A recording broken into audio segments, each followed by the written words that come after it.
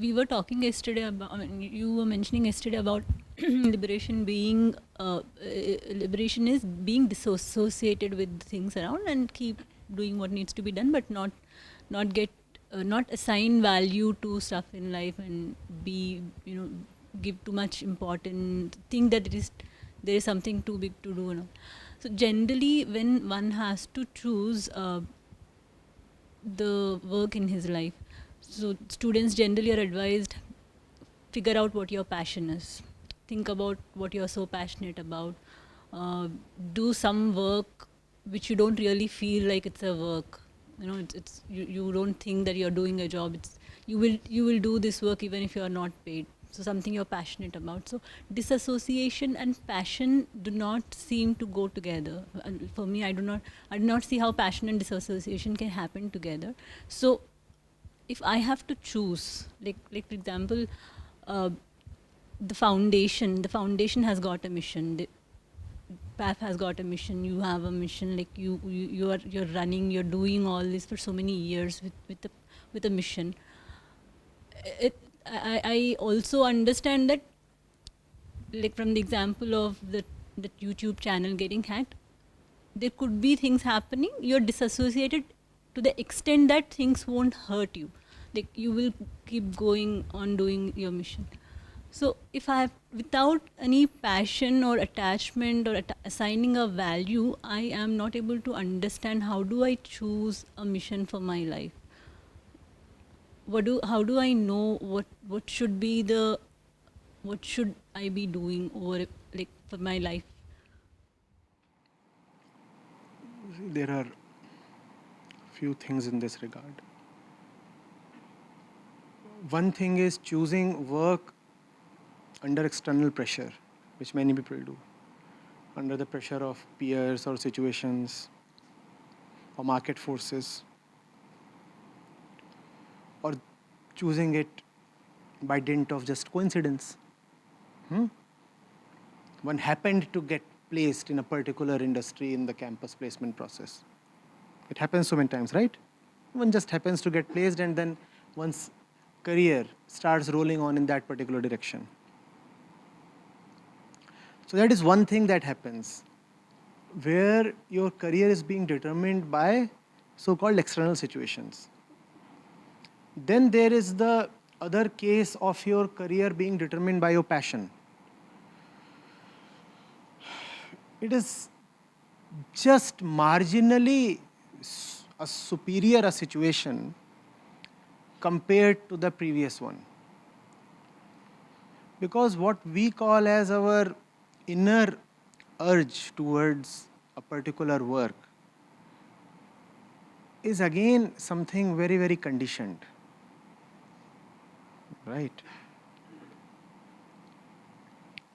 It is difficult to be born in India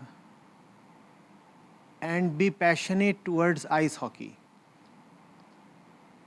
You'll have very few kids saying that they want to make rugby or ice hockey their career. Whereas so many kids are very passionate about cricket. So we know where passion comes from. It is not internal. Passion too comes from surroundings. But passion becomes dangerous because it presents itself as if it is something internal. Not only does it present itself as something internal, it decorates itself as something of the heart. The fellow will say, my heart beats for cricket. You must ask him, why doesn't your heart beat for ice hockey? Just because you have had no conditions favorable to ice hockey. Right? You have not been conditioned towards ice hockey. You are conditioned towards cricket. Because there was cricket on the TV, there was cricket in the journals, on the radio, in the park in front of your house. Your elder brother put a cricket bat in your hand when you were just 3 years old. You are seeing all these things. And all these things were having an influence on you. The result is you didn't even get to know when you absorbed and internalized all these things and you have started saying, well, my heart beats for cricket. Were you born in Brazil, would your heart still beat for cricket? Or Russia, let's say? So passion is as much an external thing as, let's say, peer pressure. Somebody chooses his work or occupation going by market forces or peer pressure or family pressure. And then there is someone who says, I am choosing my passion for my livelihood. These two are hardly different. Even if one is better than the other, it's only marginally so. Then there is a decision that comes from the center of understanding. You realize what is valuable. You realize what is life affirmative. And you find it missing. You find that there is something that needs to be promoted, something that needs to be done. And then you do it not because you want to do it, but because you must do it. You don't do it because it is something quite attractive or remunerative. You do it because it needs to be done. There is no option. It is a call. It is a sacred duty. You cannot avoid it. And only then is the work chosen by you really appropriate. Are you getting it? These are two words that you must be very careful about. Want and must. I want to do this thing versus I must do this thing. These are dimensionally different statements. All want is conditioned. Mustness is an entirely different thing. This must be done. And in front of this, it doesn't matter what I feel, how I think, what my ideals are, what my situations and conditions are. This must be done irrespective of everything.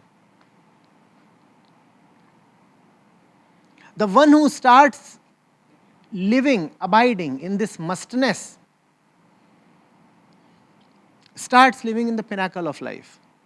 Now it's a different zone of existence altogether. Now you have just silently achieved all the spiritual goods. Detachment you have achieved. Renunciation you have achieved. Witnessing, yes, you are there. Dispassion, yes, you are there. Commitment, determination, surrender, yes. All of them become available to you. All the so-called spiritual goodies. They just come to you in a bunch.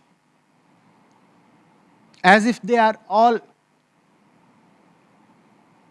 shadows of mustness. Where there is mustness, there is the climate of spiritual benevolence. This mustness is classically called as Dharma. Are you getting it? Doing not what you desire to do, doing that which you must do. And that is the only thing that makes all the difference in life. Are you doing something because you desire to do it, or are you doing something because you must do it? And remember, this mustness is not a thing of duty or external pressure or moral responsibility. This mustness does not come from those places. It's not about saying you must help your neighbor or you must be kind to people. No, not that kind of mustness. We aren't talking moral science here. It is a very different mustness. It comes from realization. We said it proceeds from the core of understanding. Having really understood, now a few things become totally unavoidable. Once you know you are helpless, you must do. You may even have a desire to roll back the reel and say, well, I don't know at all. Because I do not know, so I'm now free from the obligation of mustness. But now you know. And you cannot unknow what you know. That is the thing about understanding. If you really understand, then you cannot roll back the process. Once you really understand, then you don't own the understanding. The understanding owns you. And once you are owned by understanding, then obviously your own personal desires hold no value. Now the value belongs to the owner.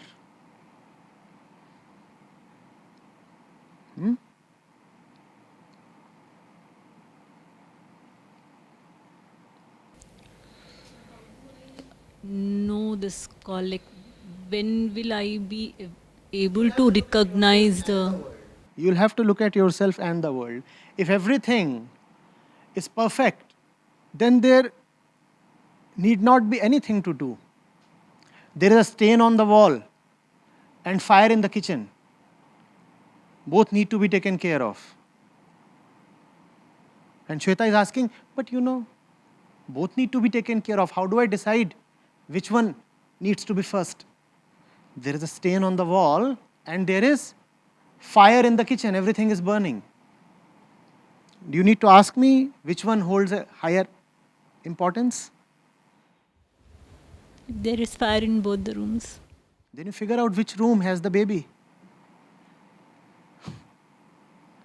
Or you figure out which room are you trapped in.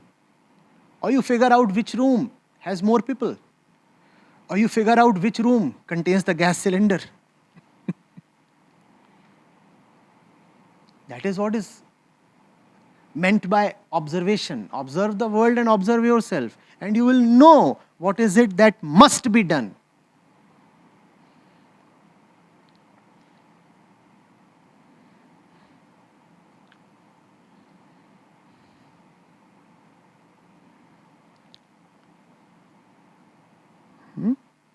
And then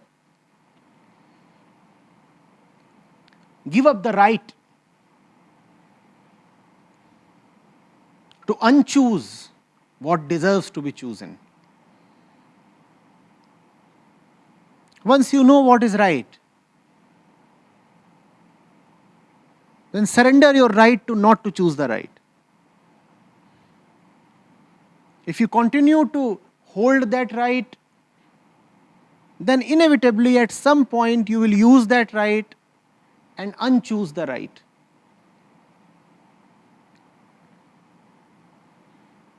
This is what is meant by surrender.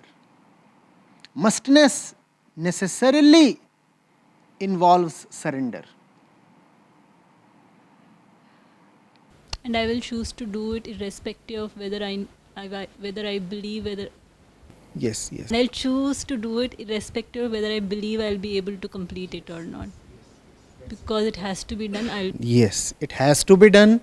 And I may have a very clear idea that I will not succeed, but it needs to be done.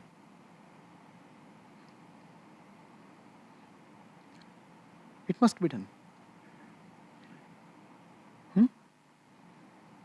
I have no option but to do it, irrespective of the situations, irrespective of the conditions, and obviously irrespective of the outcome.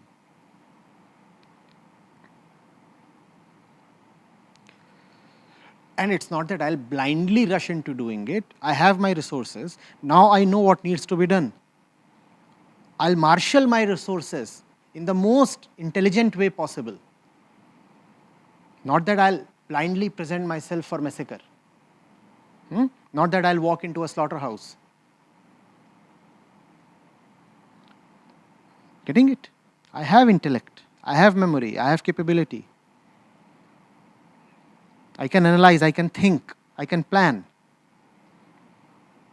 All these are gifts available to me. This is my ammunition. And I'll use all of this towards that which must be done.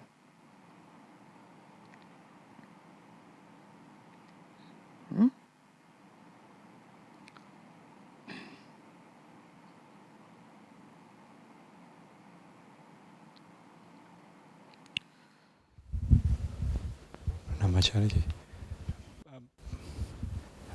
Just continuation of what she's asking. There are a lot of things which must be done. बहुत सारी चीज़ें ऐसी. अब आग यहाँ लगी है कमरे में, या आग पड़ोसी की लगी है, या आग अमेज़न के जंगल में लगी है. बहुत सारे लेवल्स हैं. कहाँ पर हम बोलें कि ये दिस मस्ट बी डन, और कहाँ पर हम बोलें कि इससे मुझे फ़र्क नहीं पड़ता. Take into account the criticality of the situation. And you know that your job is to do something about it.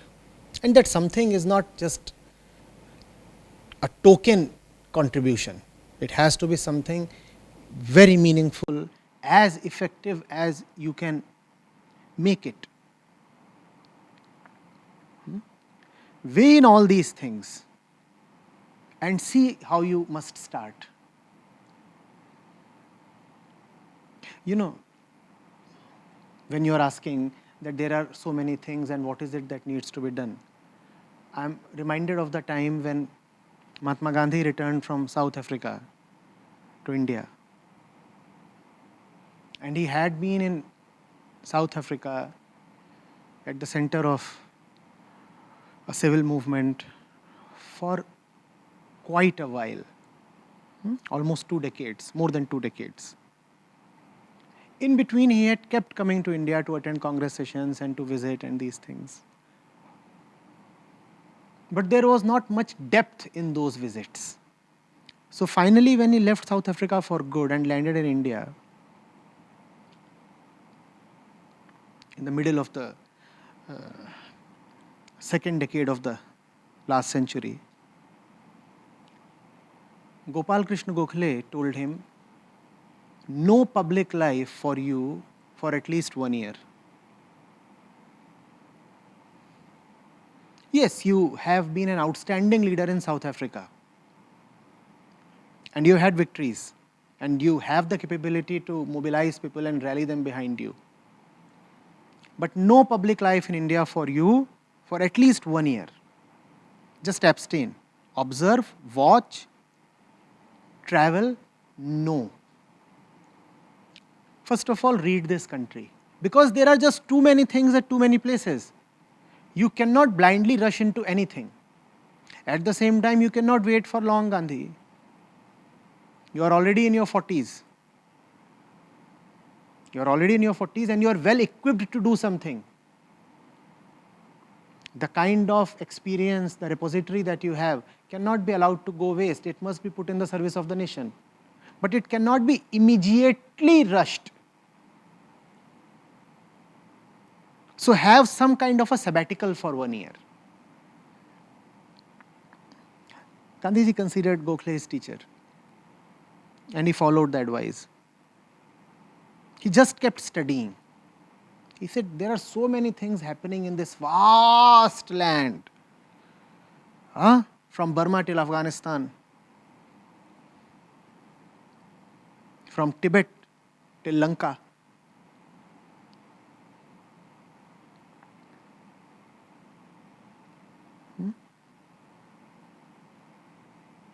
And then he started to get a handle on things. Then came the Champaran movement. It's not that he had consciously selected to be in Champaran. That too was a kind of an accident. But then when you are prepared, then very solemn accidents happen with you.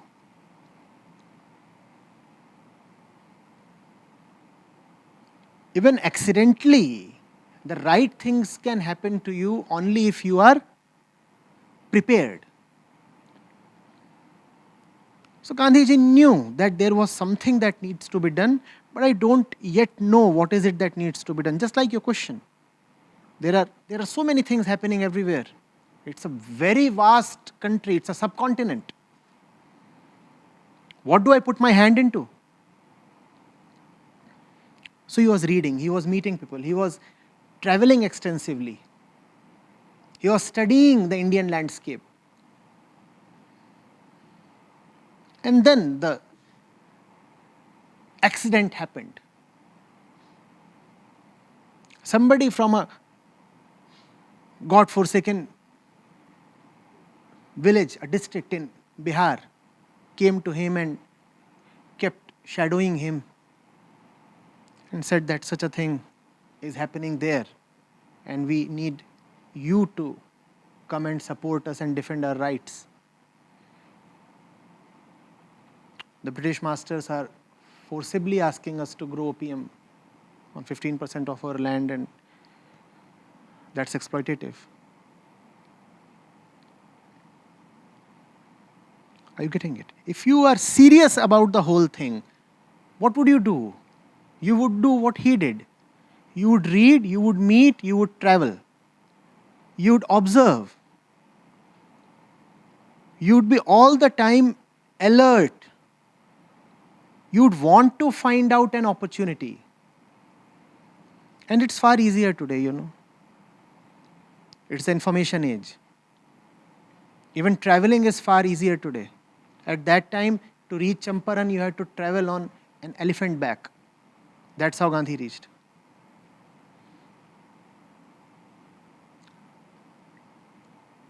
Today, all these things are available. You can fly to the Amazons if you want to.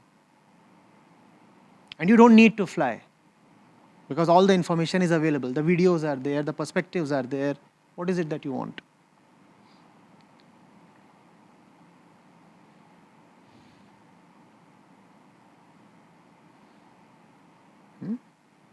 So your sincerity is judged by all the background work that you are doing. You cannot say you want to do good to the world. You cannot say that, for example, you are very concerned with climate change and you do not know the scientific basis for all that is happening. You cannot just rush into some activity or the other. You cannot become a social media warrior or a placard soldier without knowing the fundamentals. Don't you want to study the science first? Don't you want to know what kind of actions are best suited if you want to fight this catastrophe? And if you do not know what action is best suited to fight it, how are you taking any action? I'm asking you, with no bias against tree plantation, how do you know that planting trees is the best way to counter this menace? Do you have the numbers? Without having the numbers, why do you just want to offer a nominal service to the cause?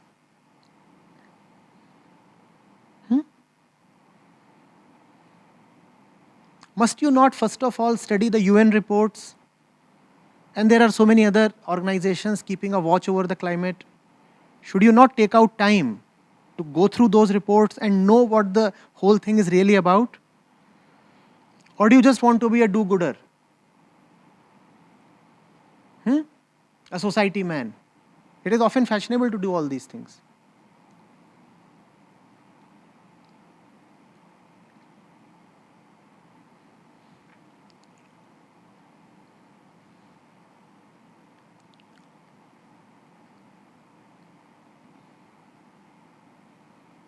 Study. And then act with total commitment and determination. If your action is founded on the basis of understanding, then your action becomes irreversible. But if your action is coming from some flimsy point, then such action has no momentum. It doesn't have longevity because it doesn't have sincerity really.